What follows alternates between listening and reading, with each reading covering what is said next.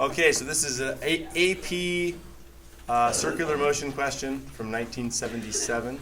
Shows you physics hasn't changed much.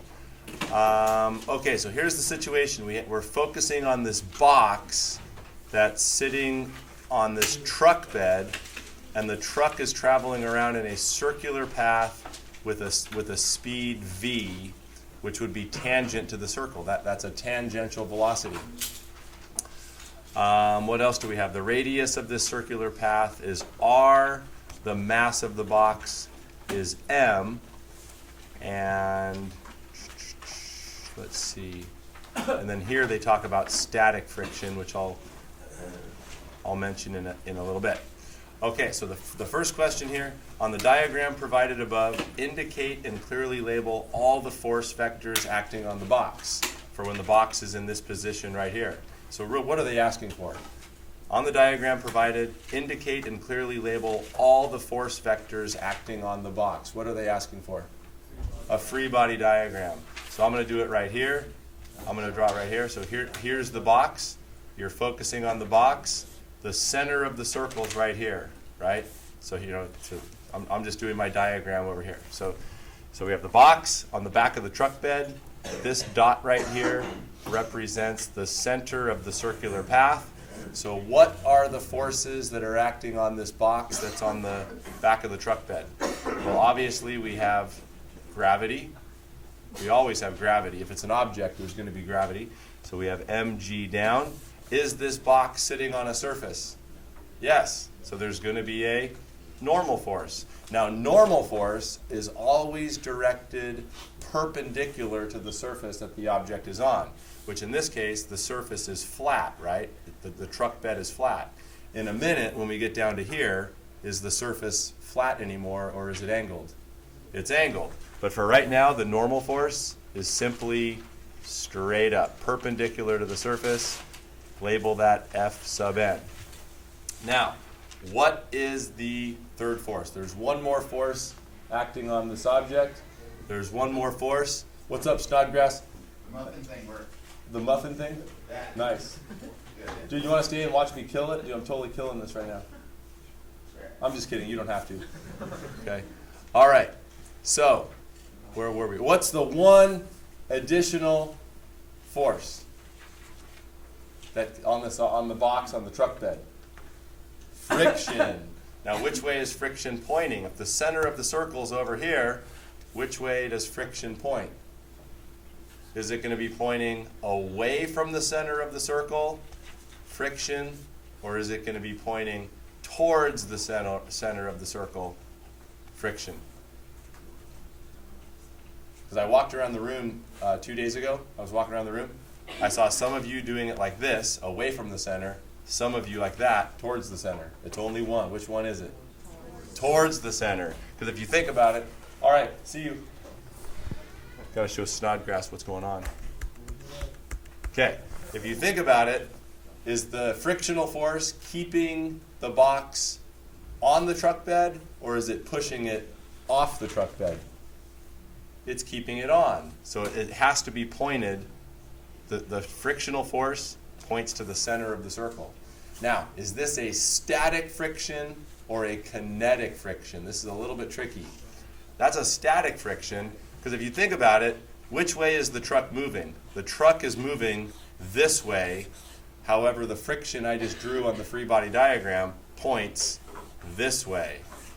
Is there any motion in this direction? No. So we call it a static friction. Now, just so you're clear, is there a frictional force acting this way as well, like on the truck? Yeah, but we're focusing on the box, right? So we call it a static friction because the box is not going to move. It's not going to move this way, so we call it a static friction. So this is force static, which is mu static times normal force. All right, that's A. Okay, B. Now, College Board likes to be real wordy. Find what condition must be satisfied by the coefficient of static friction mu between the box and the truck bed. And then to make this even more complicated, Is it a numerical calculation or all variables? It's all variables, which I know kids don't like. But it's really the same thing, right? It's the same sort of thing. So how are we going to do this? Find what condition must be satisfied by the coefficient of static friction between the box and the truck bed. Basically, what do they want us to do? Solve for mu. Basically, we're solving for mu. So let's make some room to do this. So we're going to solve for mu. How are we going to solve for mu? I'm going to give you a hint. What always comes after a free body diagram? Summing forces. So you're going to go, okay, to find mu, let's sum forces in the x, sum forces in the y. Okay, now, in the x direction, how many forces do we have? 1. We have friction, static friction. So we're going to go mu static times normal force. That's the only force in the x direction. What is the sum of the forces always equal? ma, but this a is a centripetal, because doesn't the frictional force point to the center? Keeps it in the circle. So in this particular problem, the centripetal force is the force of friction. And then what can we plug in for centripetal acceleration? Centripetal acceleration is v squared over r. All right, so we have this equation. Now, go to the y direction. We have normal force up, mg down. Sum of the forces equals ma. Is there any acceleration this way? Nope. So that just goes to 0. So now what you do, take this equation, solve it for normal force. Normal force equals mg. Take that, plug it in for normal force. So now that's going to give us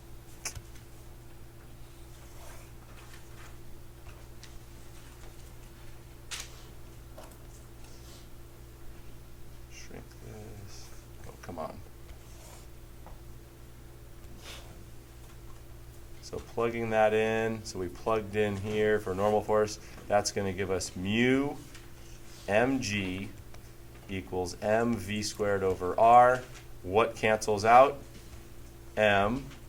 And we solve for mu, which is going to equal v squared over gr. Now, that is the minimum mu, the minimum coefficient. Could the coefficient be larger than that?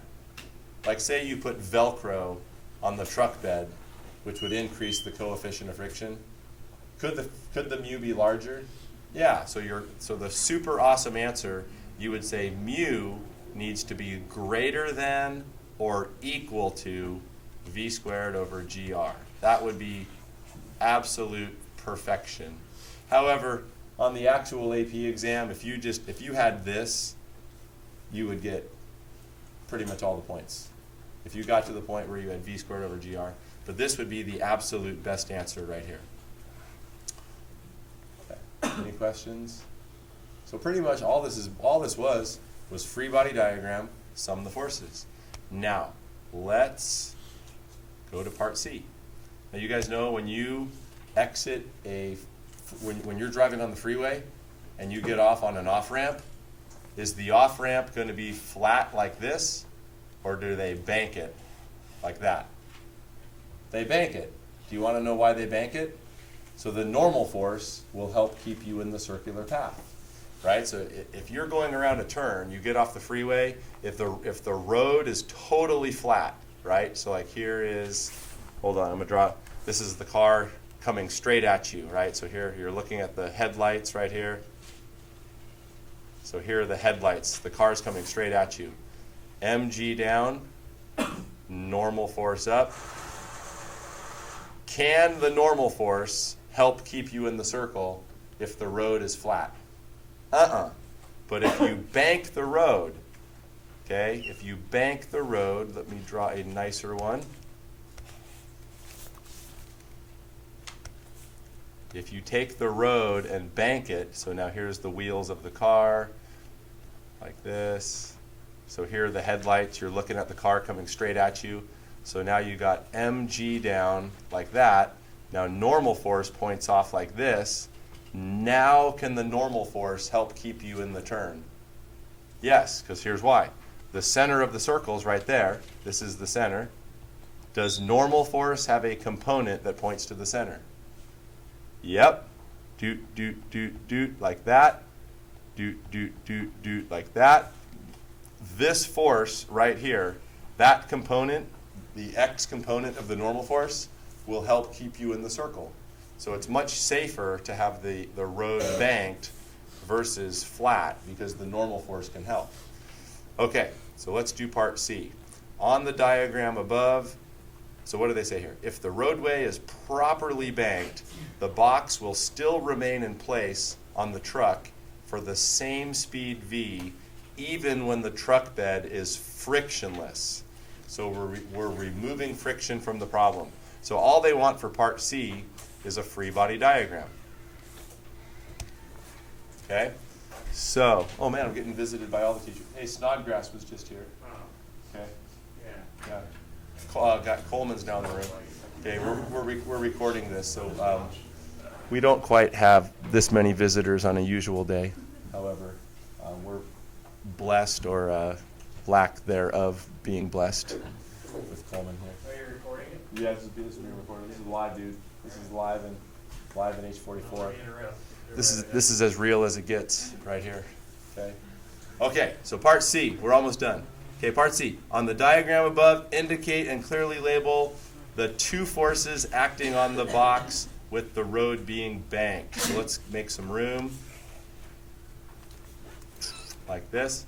In fact, we'll just do it right on here. Let's scoot this up. So how many forces are acting on the box now?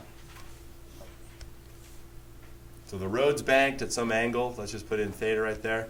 How many forces are on this box? If there's no friction. 2. You got mg down, gravity down like that. Now normal force points up like this. That's all you got to do. That's all they're looking for. Gravity down, normal force is always perpendicular to the surface. Okay, D. Which, if either, of the two forces acting on the box is greater in magnitude? They're asking which force must be greater, mg or the normal force? Which one must be greater? Well, let me put it to you this way. If you break normal force into its components, so this would be the y component, so keeping x, y like this, so there's x, there's y. Here's the y component, here's the x component. If you think about this, mg is being canceled by what? It's being canceled by the y component of the normal force. mg is being canceled by the y component of the normal force. So what needs to be larger, mg or the actual normal force? This must be larger. Must be larger because the y component of Fn cancels mg. mg is being canceled by the y component of the normal force, so therefore normal force must be larger.